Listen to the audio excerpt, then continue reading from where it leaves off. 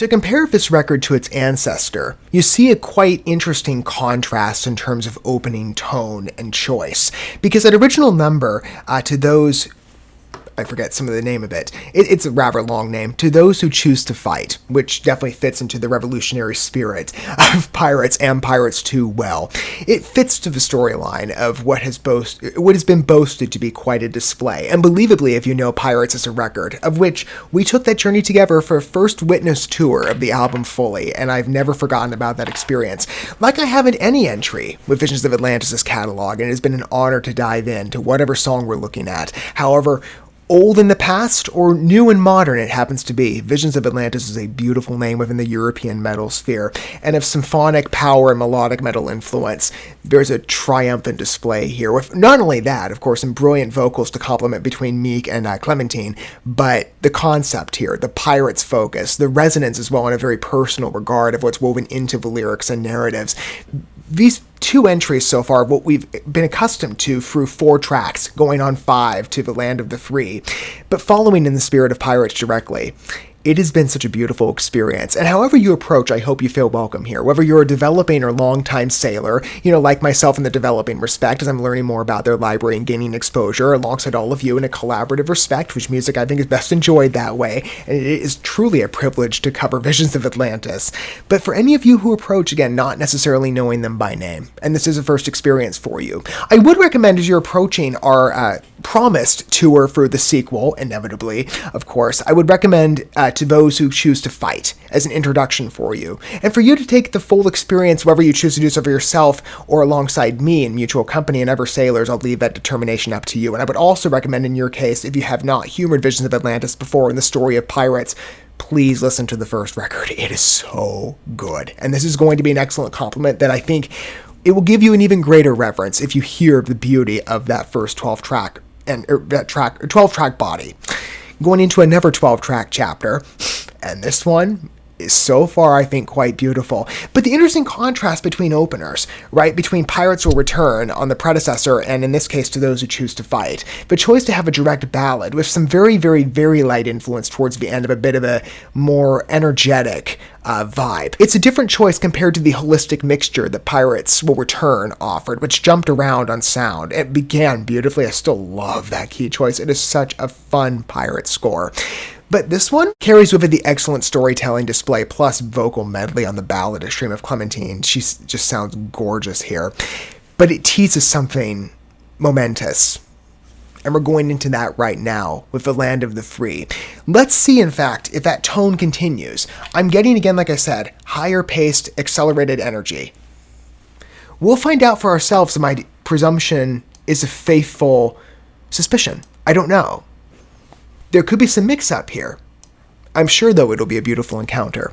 Every entry on Pirates 2, and certainly its predecessor, that was the case. I have no doubt it will impress. Visions of Atlantis always does. And if this is your first exposure, I hope you enjoy it. I'm sure I will, as any fellow sailors could probably speak to themselves. I won't speak for anybody, but Visions of Atlantis deserves every fan or sailor they have, and their credit speaks for themselves in terms of their craftsmanship. These are truly beautiful works to behold. And let's continue in our fresh witness journey with The Land of the Free.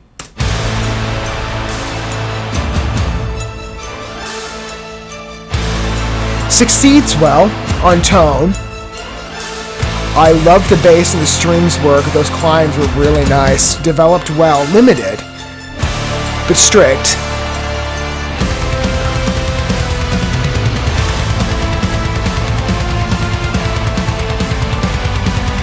That wide bass riff I like too.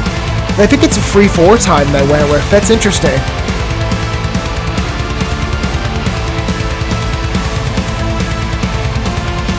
A bit of a slower beat here, so it kind of continues well in the spirit of what To Those Who Choose to Fight paved.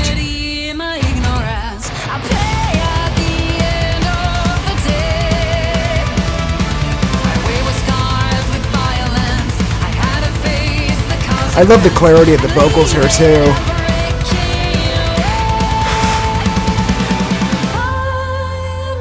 And the octave raises are a nice touch.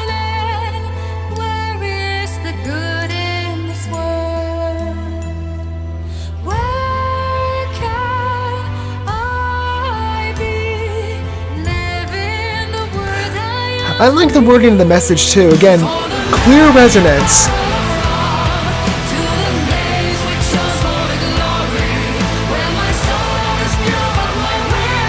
Yeah, timing switch. Let's see if it jumps back. Yes.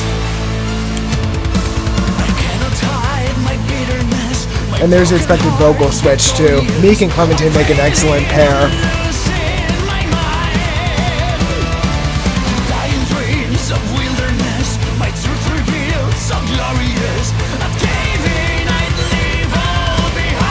Oh, gorgeous. That interplay works, the drama of it. That's such a personality to that line, doesn't it? But married to that key, too.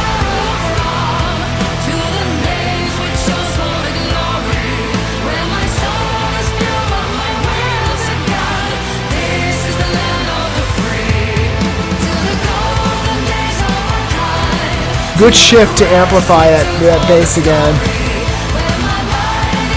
And there's a power metal pace. It's light with this one. But it adds a good momentum effect.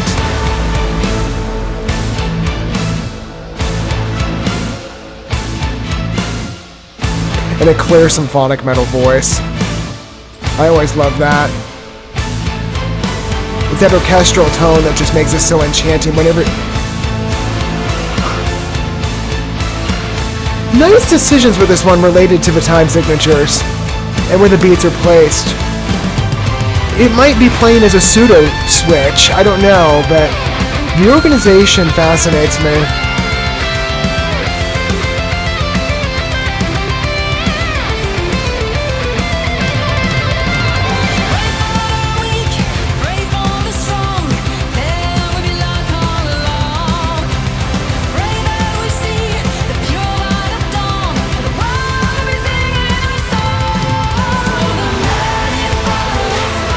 Clementine has one of the best voices that I've heard in the European metal library alongside many on the melodic range. The notes are so clear.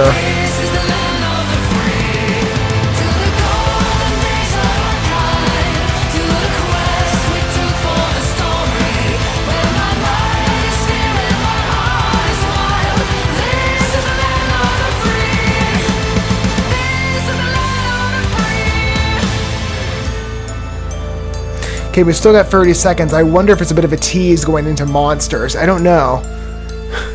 And I know that song well based on how many replays I give it, so I'm seeing if maybe there's a bit of a lead. You could make an argument for that.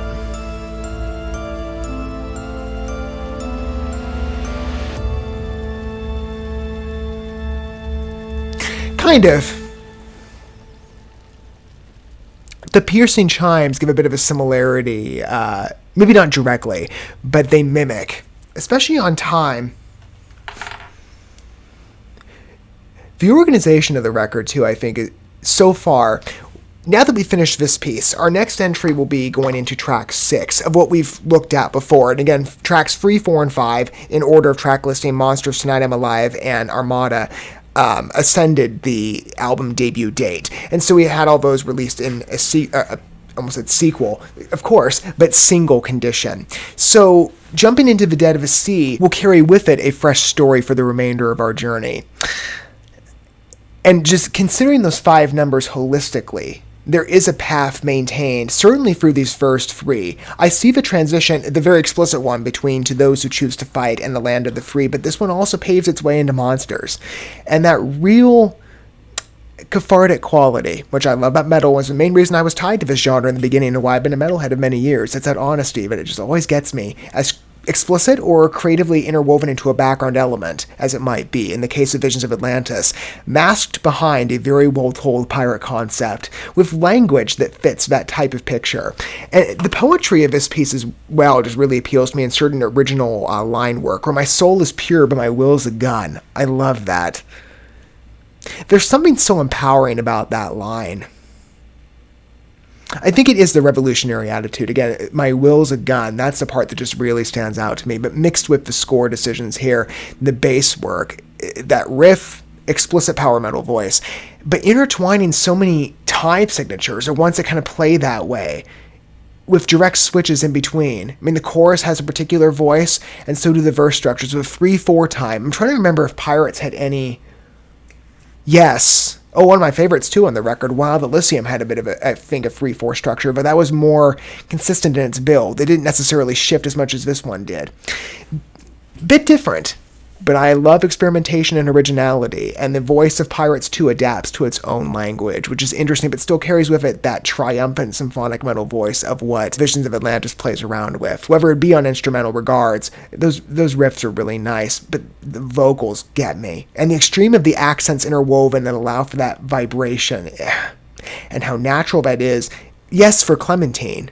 I love how her notes settle on the melodic. As I said, she just has such a powerful resonance there. Or operatic at a higher pitch, if the number commands that and if the artist decide to go down that way.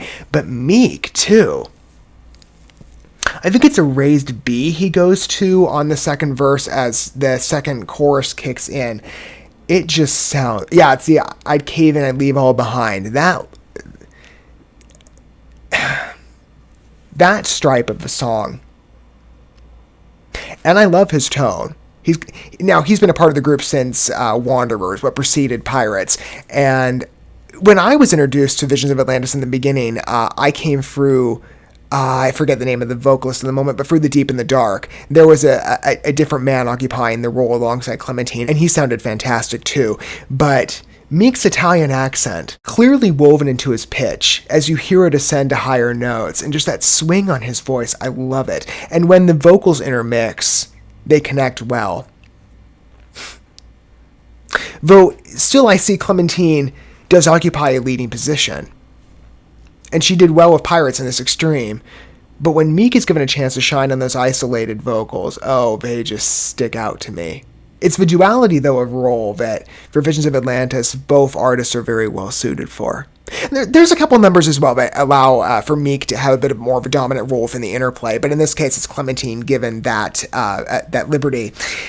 I do like the voice of The Land of the Free. It carries with it a bit of a softer momentum than I thought would be teased by To Those Who Choose to Fight and how that track raps, but it still carries with it that acceleration that it feels paved and directly connected explicitly. In any way you consider it. It's a great contribution to a never wonderful album so far, and it paves, again, like I said, very well into future steps.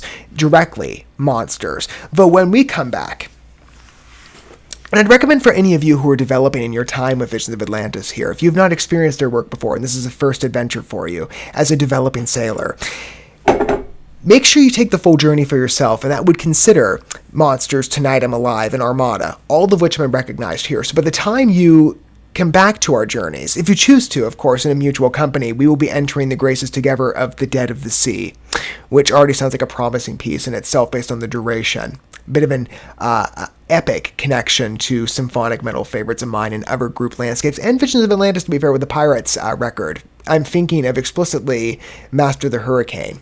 And we might have two adventures with this, of that. Maybe not the same. We have to discover for ourselves, but it is going to be fun, I think. So far, Pirates 2 is shaping out to be quite a worthy experience and fellowship of that first original album. I would have no doubt in my mind, considering the VOA tagline. But just what I'm witnessing now 5 numbers in, we're in for something special as we continue forward in our journeys. And I hope you feel at home here, as I said, and feel free to share your thoughts down below on The Land of the Free and what you think of Pirates 2 Armada so far as an adventure for yourself and Visions of Atlantis. I'd love to hear as well your point of vantage that you take, longtime fan or initiate listener. What do you think? More adventures to come, as I said, next up with The Dead of the Sea. And I'm sure it'll be just as fun as this record has been so far, 5 tracks in. I'm looking forward to that next one in particular with a specific delight, just based on that duration and symphonic epic numbers. I think we're going to be in for something special as we continue in future voyages together. Thank you so much for watching this video. Before you bounce, feel free to drop a like and comment, subscribe to this channel with a ding on the bell, and share this video with your friends. And consider checking out the description here. There you'll find links to my other channels, as well as addresses to my other social media accounts and ways you can help support my work if you feel so inclined. May God bless you, and looking forward to when our paths cross again.